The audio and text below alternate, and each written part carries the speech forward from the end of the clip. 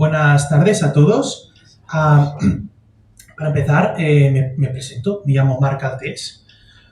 Soy ingeniero nuclear. Concretamente, me he especializado en la gestión de residuos radioactivos y en el desmantelamiento de instalaciones nucleares. Y hoy estoy aquí para hablaros de los residuos, porque al final es uno de los temas que más preocupa a todo el mundo. Me ha pasado muchísimas veces divulgando sobre la tecnología nuclear, que puedes estar hablando de lo que tú quieras, pero siempre habrá alguna persona que te dirá, ¿y los residuos? Bien, pues hoy estamos aquí para tratar el tema de los residuos. Y lo primero que tenéis que saber sobre los residuos radioactivos es que no existe un solo tipo. Realmente existen una gran variedad de residuos radioactivos. Y no todas salen de las centrales nucleares, como la gente piensa. Muchos residuos radioactivos provienen, por ejemplo, de los hospitales, por ejemplo, los radiofármacos que se utilizan para tratar el cáncer, en laboratorios o en la industria. Y estos residuos radioactivos pueden ser tan variados como fármacos, guantes usados, una herramienta contaminada. Pero bueno, hoy nos vamos a centrar en el que más preocupa a la mayor parte de la población, que son los residuos radioactivos de alta actividad. Dicho de otra manera, el combustible nuclear gastado, el que sale de las centrales nucleares. Pues empecemos. Y no se me ocurre una mejor manera de empezar a hablar sobre los residuos de alta actividad que mostrando dos muestras de residuos de alta actividad.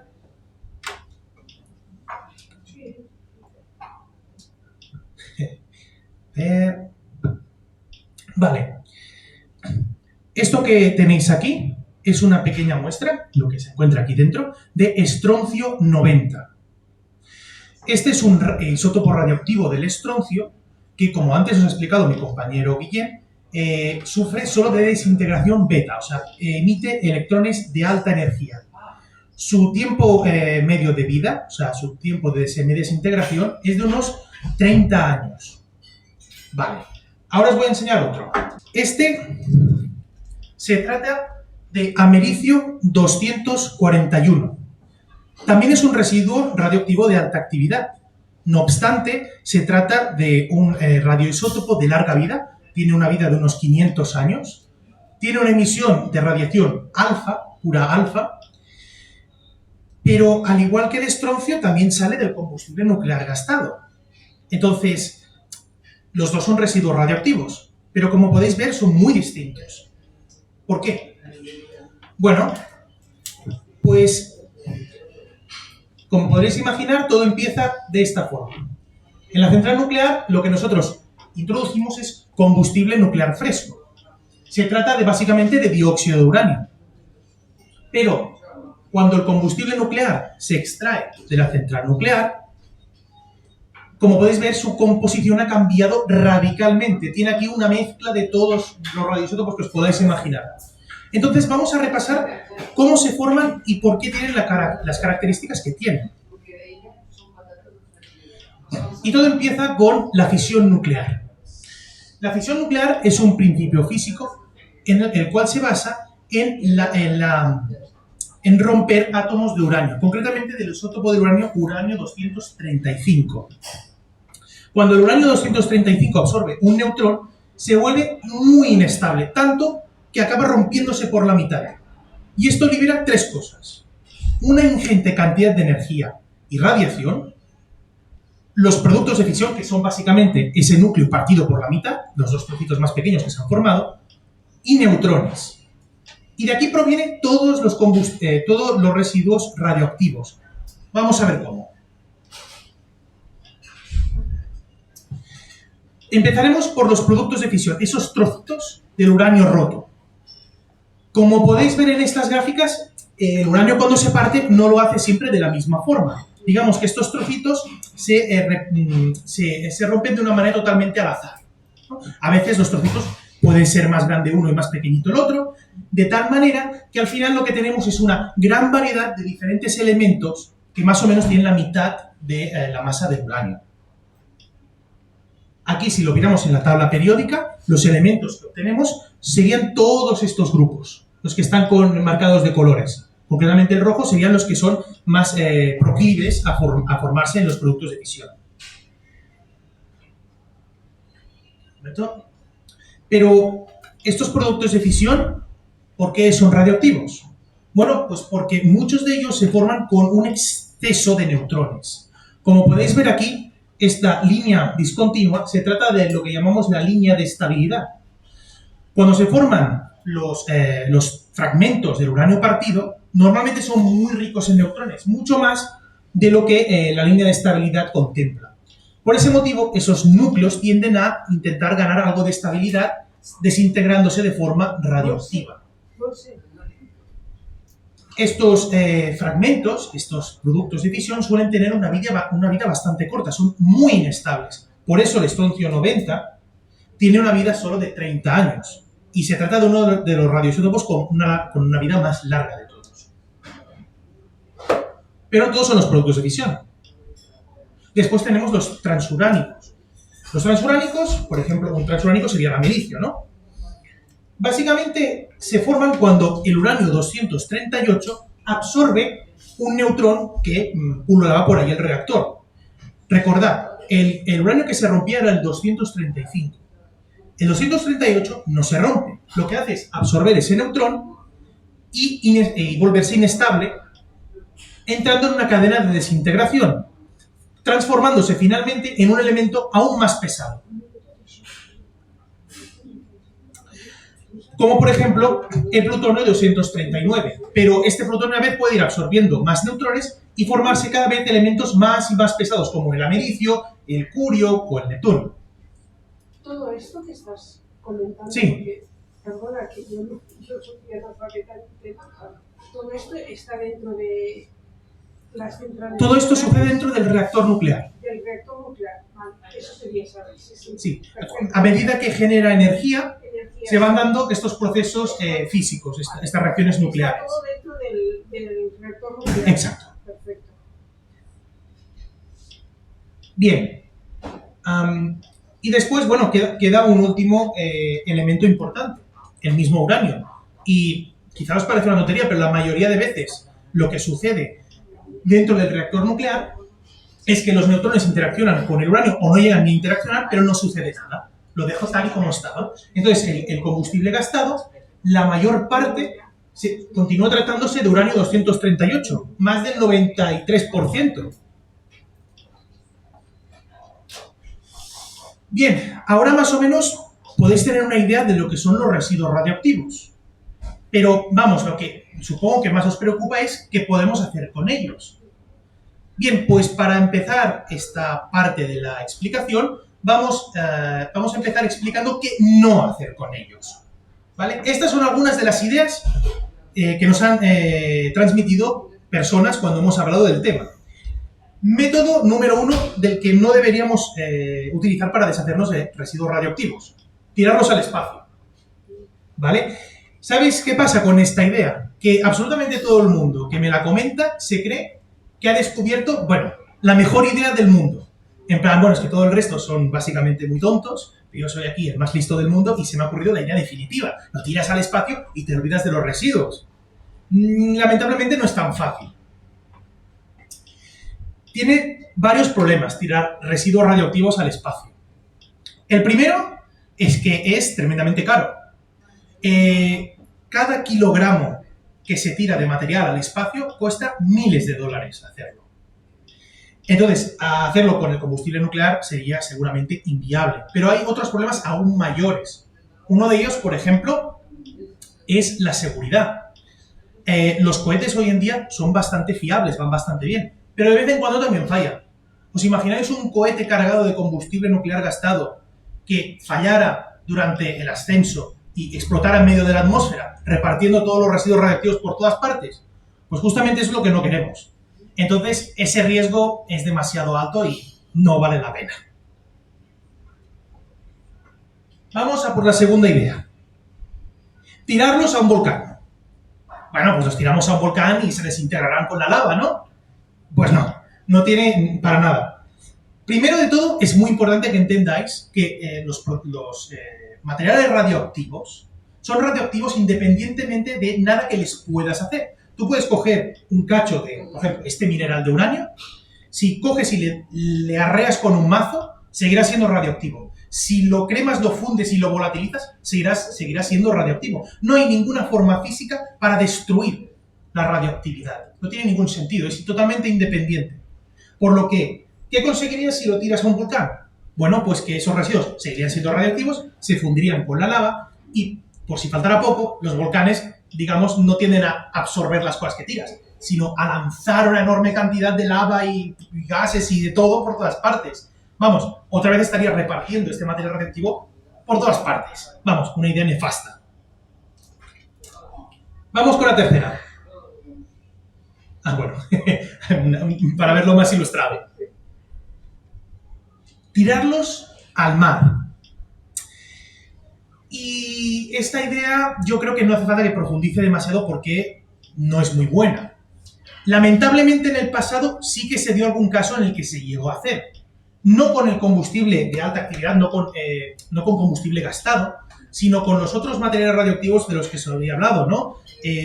Guantes contaminados, herramientas y otros residuos radioactivos de media y baja actividad. Algunos países, como por ejemplo Reino Unido, Bélgica, Holanda, Suiza, etcétera, que se dedicaron durante un tiempo a echarlos al océano, en fosas marinas. Pero como podéis ver, esto se dio hasta 1982, porque en ese momento, de forma internacional, se prohibió que nadie echara su basura radioactiva al mar. Solo faltaría. Entonces, es verdad, por si alguna vez os lo comentan, ¿no? Echan los residuos al mar. Actualmente es mentira. Nadie lo hace. Está prohibido. Es verdad que en los 80 y los 70 se hizo, pero se prohibió. Y por suerte no llegaron a tirar demasiada cantidad. Y el último, y casi que es bastante divertido este. Tirarlos a la Antártida. Bueno, ¿por qué digo que es divertido? Porque los residuos radioactivos de alta actividad, como son tan radioactivos, emiten calor, emiten mucha energía. Entonces, si tú tienes estos residuos en un pote, este estará caliente, desprenderá calor. Pues la idea era meterlos encima de la superficie de la Antártida y como es de hielo, alrededor se iría fundiendo y se iría hundiendo hasta llegar al lecho de roca del continente. A ver, la idea desde luego es ingeniosa, pero no, no es buena idea. Estaríamos lanzando unos residuos al final de forma descontrolada y además en una zona que está internacionalmente protegida, que es la Antártida. Entonces, aquí se acaban las ideas, digamos, de mierda que la gente ha tenido para tratar los residuos nucleares. Así que ahora vamos a ponernos un poco más serios y a explicar cómo sí se pueden gestionar los residuos radioactivos. Bien, no existe una sola idea, existen varias, pero todas ellas deben cumplir dos parámetros indispensables. La primera es que los residuos en todo momento deben de permanecer totalmente aislados de la población y del medio ambiente para evitar cualquier posible daño. Y la segunda, y esa también es muy importante, es que la responsabilidad de gestionar estos residuos, esta solución, debe de ser final. No podemos acumular nuestros residuos radioactivos y decir, bueno, pues esto ya se encargará mi nieto o mi bisnieto. Un argumento que siempre utilizan por ejemplo, las organizaciones antinucleares o los partidos antinucleares. Dicen, no, todos los residuos nucleares dejaréis el marrón a nuestros hijos y a nuestros nietos, ya no sé. No. Las soluciones son finales. Se harán ahora y serán para siempre. Y la mejor solución que existe a día de hoy se llama almacenamiento geológico profundo. Para los amigos, AGP. Esta idea realmente es bastante sencilla. Se trata de excavar una especie de, digamos, de pozo o hacer una especie de mina a alta profundidad para dejar allí los residuos radioactivos de forma permanente.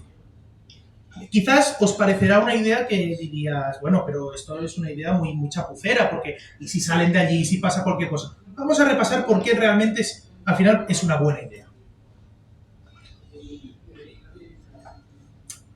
También es importante aportar que esta solución, como os enseñaré ahora, es definitiva. Tecnológicamente, eso es muy importante, es viable. Hoy en día se puede hacer.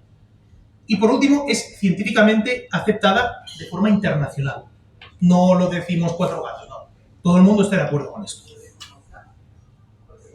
Bien, como os decía, la idea básicamente es coger estos residuos radioactivos, encapsularlos en unas cápsulas especiales muy seguras y a su vez ponerlos dentro de, digamos, de otras cápsulas, dentro de un lecho de un material especial, lo que llamamos sería como una especie de arcilla, y a la vez colocada a alta profundidad en una zona geológicamente muy estable. Esto es imprescindible.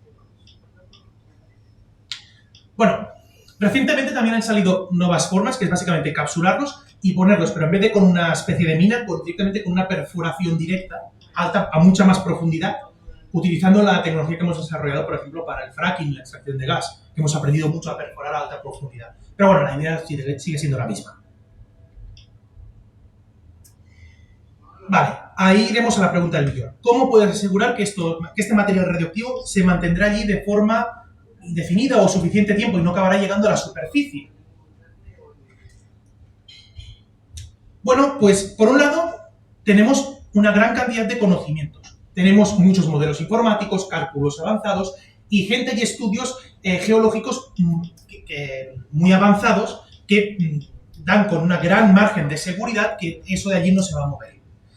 Pero si queréis que os sea sincero, estos datos pueden ser científicamente muy realistas, pero a la mayoría de gente esto no le convence, le suena demasiado a chino.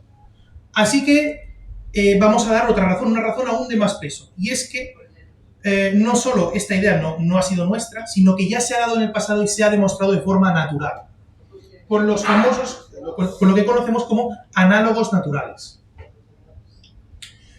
¿Qué son esto? Pues, por ejemplo, tenemos minas de uranio que han estado aisladas de la superficie durante no miles, sino millones de años.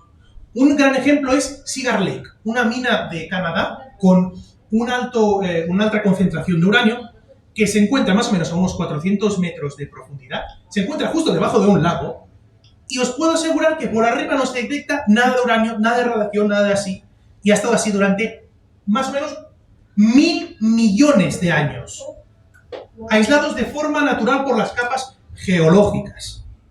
Pero alguien te podría argumentar, bueno, pero esta mina se trata de uranio, y el combustible gastado no es uranio, se trata de una amalgama de elementos radioactivos distintos, quizá por su química distinta consigan salir.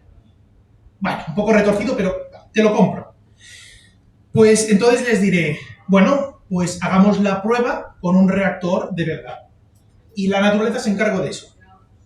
Os presento a los reactores nucleares naturales de Oklo. Y es que el ser humano no inventó los reactores nucleares de fisión. La naturaleza ya se encargó de ello hace millones de años. Esto se trata de unos yacimientos que se encontraron por ahí los 60, 70 en Gabón, en África. Allí era una colonia francesa y estaban haciendo una prospección de uranio para ver si podían extraer de allí uranio. Entonces, cuando analizaron ese uranio, vieron que sus isótopos no eran normales. Digamos que los isótopos del uranio, os suena que antes os he hablado de uranio 235 y de 238. Pues sus cantidades es una cosa que es mundialmente igual, es muy estable eso, las cantidades que hay de uno y del otro. Pero aquí era distinto, de uranio 235 había algo menos. Era como si se hubiera quemado parcialmente en un reactor. Y entonces vieron que la estructura geológica y la geometría de estos yacimientos de uranio posibilitaron que hace millones de años se dieran reacciones de fisión nuclear de forma natural.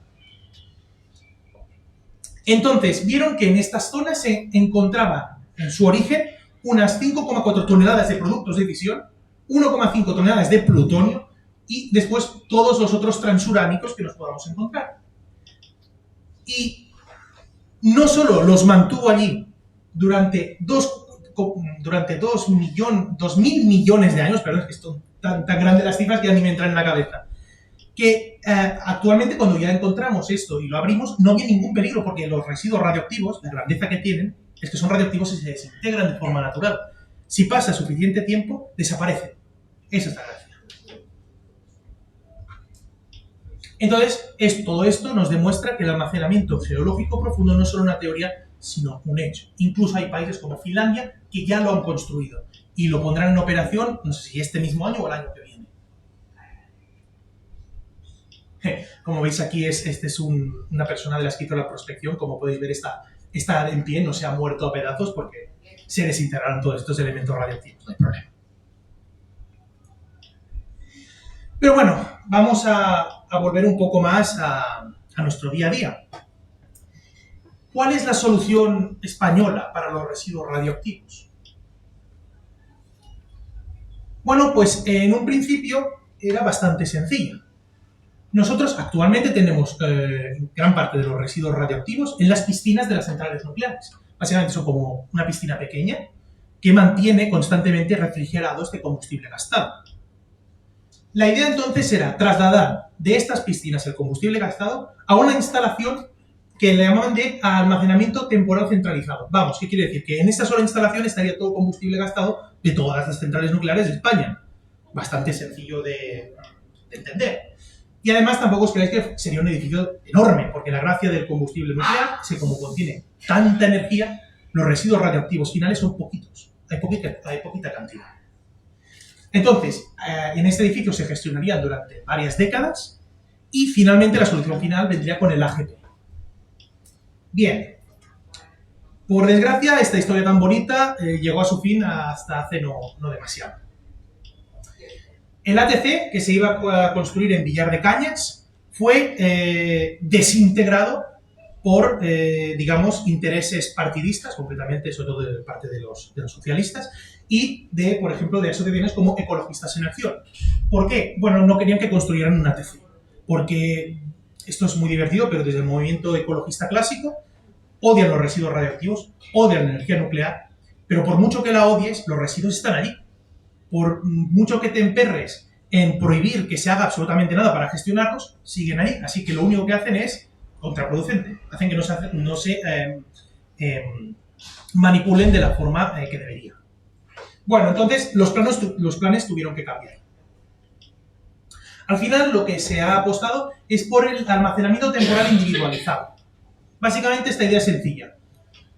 Los residuos de las piscinas se ponen en una especie de containers súper resistentes en la misma central nuclear. O sea, cada central nuclear tendrá sus recipientes con su combustible. Y ahí permanecerán hasta que se haga el AGP.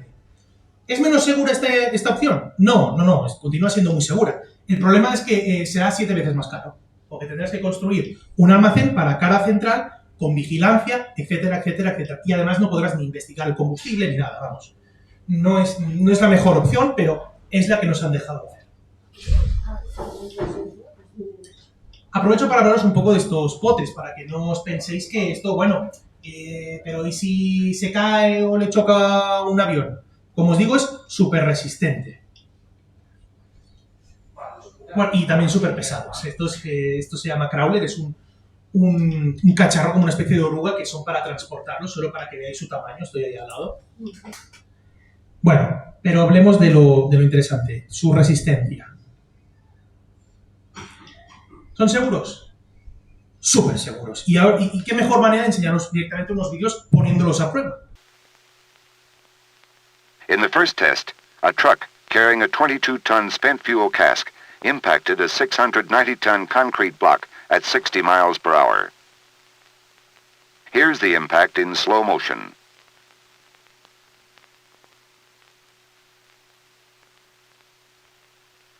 The cask sustained so little damage, it was cleaned up and impacted a second time, but at 84 miles per hour. The cask also survived this more violent crash with only minor damage.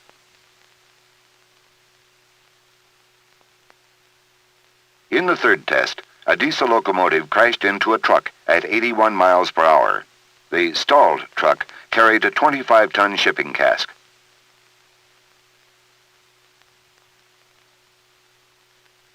Cask deformation was minimal, and the ability of the cask to contain and shield its radioactive contents was not compromised. The final impact test had a 74-ton shipping cask, carried by a cask rail car, crash into the concrete block at 81 miles per hour. This same cask and rail car were then positioned over a pool of jet fuel and subjected to an engulfing fire, much more severe than the fire that might occur in a train wreck. After 90 minutes, 3 times the duration of current qualification test criteria, surface temperatures exceeded 1400 degrees Fahrenheit, but inside the cask, where the spent fuel rods would be contained, temperatures were below 300 degrees, not enough to melt the spent fuel rods. And there was no evidence to indicate that even the combination of the crash and fire would have released excessive amounts of radioactivity into the environment. These full-scale tests verified analytical and scale model prediction techniques, and they also demonstrated just how rugged these casks really are. Bueno, por suerte, el mundo no es solo España. Hay otros países con otras soluciones. Y, por ejemplo, una de las mejores soluciones a día de hoy es la solución francesa. Francia, como sabéis, tiene mucha energía nuclear y de la misma forma tiene una gran industria nuclear. Y lo que hace básicamente Francia es reciclar el combustible nuclear antes de almacenarlo. Porque el combustible nuclear, a diferencia de lo que la gente se cree, es un recurso. Y es que solo el 4% del combustible nuclear, solo el 4%, es un residuo. El resto es reaprovechable porque es uranio útil para hacer más combustible y algo aún más interesante, plutonio que se genera dentro del reactor. Y el plutonio tiene una cantidad ingente de energía. Un solo gramo de plutonio produce la misma cantidad de energía que una tonelada de petróleo o 2,5 toneladas de madera y produce 11 megavatios hora de electricidad. Vamos, una auténtica locura. Actualmente Francia, reciclando el plutonio, es capaz de encender 1 de cada 10 bombillas. Pero las ventajas de reciclar el combustible nuclear no acaban ahí. Y es que otra gran ventaja es que se ahorra una gran cantidad de espacio. Para que os pongáis una idea, ¿vale? Francia tiene aproximadamente 9 veces más energía nuclear que nosotros. En cambio, sus residuos radioactivos no llegan a superar no llegan a ser el doble. Eso es porque, gracias a este método, pueden hacer que los residuos radioactivos ocupen 5 veces menos, porque los compactan, acumulan lo que realmente son los residuos. Para ello, básicamente lo que hacen es fundir estos residuos, los vuelven una especie de vidrio superestable y los ponen en unos recipientes. Este vidrio superestable se parecería a la obsidiana, este material que sostengo en la mano. Es como digo, es un vidrio, es totalmente, no reacciona con químicos ni nada, esa es la gracia, es muy inerte. Y bueno, la gracia es que, por ejemplo, en Francia todos los residuos radioactivos están en un solo edificio, este de aquí. En el suelo, estos son una especie de losas, y aquí están todos sus residuos nucleares, todos ahí bien metidos. Y para que os pongáis una idea, los recipientes donde los ponen son aproximadamente de este tamaño. Y ya solo, para acabar, decir que la solución francesa no es realmente al final la óptima. Lo que hacen los franceses es reciclar el combustible de forma parcial. Existen otras rutas, otras formas de reciclar el combustible nuclear prácticamente en su totalidad. Opción que si se hiciera, por ejemplo, utilizando reactores rápidos, haría que los mismos residuos radioactivos que hoy mismo estamos desechando nos sirvieran para producir energía durante miles de años. Y bueno, con esto ya acabo, que ha sido suficientemente largo, creo. Y abro el turno de preguntas por si tenéis cualquier duda. ¿Por qué no se hace la fórmula de... Vale, ¿por qué no se hace el ciclo cerrado del combustible? Este ciclo, esta manera perfecta, ¿no? Básicamente, porque no lo hemos necesitado hasta el momento. El principal problema es que el uranio es muy barato. Es muy barato y hay mucho, hay bastante. Entonces, con el sistema que tenemos actualmente, no hace falta romperse la cabeza, porque ya tienes combustible a un precio asequible. Si el precio del uranio subiera, seguramente entonces ya empezarían a trabajar en estas soluciones. Pero vamos, digamos, estos reactores de los que he hablado más avanzados no son ciencia ficción ni ninguna invención que esté en mi cabeza. Han existido y actualmente, por ejemplo, funcionan de forma comercial. Por ejemplo, en Rusia tiene el BN800, si no me equivoco, funcionando.